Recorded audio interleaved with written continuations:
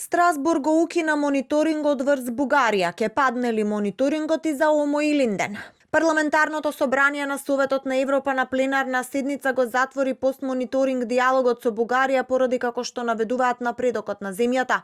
Резолуцијата која се усвои во Страсбург е врз основа на извештај на Дебора Бергамини од ДПП Круктен од групата Социјалисти, Демократи и Зелени, а единствените кои гласаа против беа тројца пратеници од Македонија и екс-бугарската министерка за правда Надежда Јорданова. Сепак, дипломатската победа на Софија не е безусловна. По гласањето од Страсбург изразија загриженост за состојбата на ромското население во Бугарија, но и за извршувањето на пресудите од Европскиот суд за човекови права за регистрација на македонските здруженија.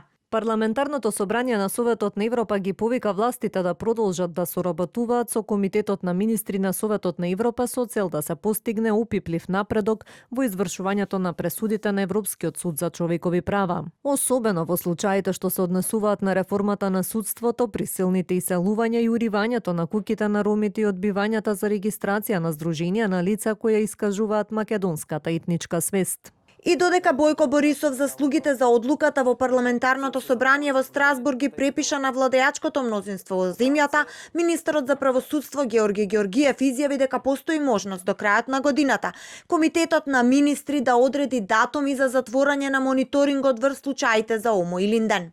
Имаме 3 гласа против. Имаме 3 гласа против од Република Северна Македонија. Пред 15 дена лично се јави во Комитетот на министри во Совет на Европа по друга процедура. Во декември оваа година, за прв пат по 19 години, може да се одреди датум за затворање на мониторинг за групата случаи Омо и Линден против Бугарија од страна на Комитетот на министри на Советот на Европа. Комитетот на министри може да затвори случај ако донесе одлука дека државата презела доволно чекори, односно ако Бугарија покаже дека има механизам. Омо и Линден пак со децении чека спроведување на пресудите од Страсбург, а забраната за регистрација како здружение останува спорна.